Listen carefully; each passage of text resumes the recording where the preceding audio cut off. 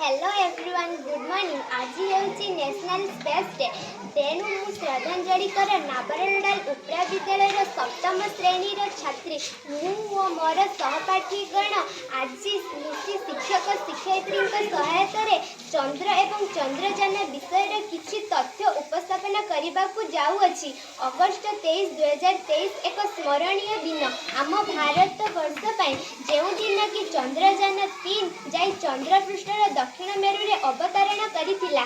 America, ଚୀନ, Russia ପରେ ଭାରତ ଚତୁର୍ଥ ଦେଶ ଯିଏକି ଚନ୍ଦ୍ର ଉପରେ ସଫଳ ଅବତରଣ କରିଛି ଏବଂ ଚନ୍ଦ୍ରର ଦକ୍ଷିଣ ମେରୁରେ ଅବତରଣ କରିବାରେ ଭାରତ ପ୍ରଥମ ଦେଶ ଭାବରେ ଗର୍ବ ଓ ଗୌରବ ଅର୍ଜନ କରିଛି। ତେଣୁ ଠିକ୍ ଏକ ବର୍ଷ ପରେ ଆଜିର ଦିନରେ ଆମେ ନ୍ୟାସନାଲ ସ୍ପେସ୍ ଡେ ପାଳନ କରୁଛୁ।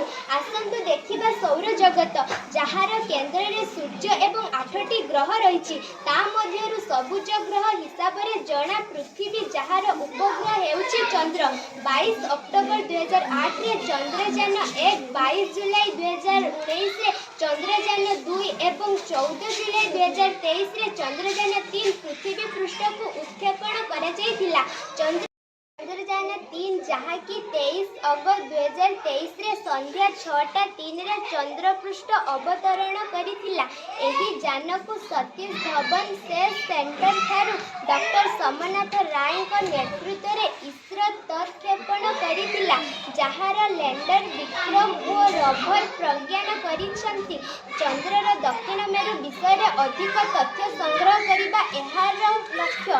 ଏବେ ମୋର ସହପାଠୀ ଠାରୁ ଆମର ଚନ୍ଦ୍ରଯାନଙ୍କ ବିଷୟରେ ଶୁଣିବା। କମ୍ ଜଗନ୍ନାଥ ଦେଖନ୍ତୁ, ଇଏ ହେଉଛି ଆମ ସୌରଜଗତ ଆଉ ଇଏ ହେଉଛି ଚନ୍ଦ୍ରଯାନ 3ର ମଡ଼େଲ। ଆଉ ଏଇଟା ହେଉଛି ଆମ ପୃଥିବୀ ଓ ଏଇଟା ହେଉଛି ଆମ ଚନ୍ଦ୍ର। ଏଠି ପୃଥିବୀରେ ଏହି ମଡ଼େଲ ଚନ୍ଦ୍ରଯାନ 3 ତିଆରି ହେଇଥିଲା ଏବଂ ଏଠାରୁ ଅବତରଣ କରାଯାଇଥିଲା। ଚନ୍ଦ୍ରଯାନ 3 ଚନ୍ଦ୍ରପୃଷ୍ଠକୁ ଛାଡ଼ିଥିଲା। ଚନ୍ଦ୍ରପୃଷ୍ଠର ଦକ୍ଷିଣ ପଟେ ତାହା ଲ୍ୟାଣ୍ଡ କରିଥିଲା। ଚୀନ ଏବଂ ଆମେରିକା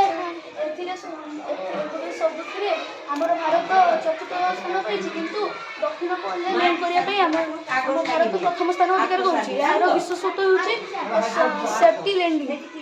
थैंक यू।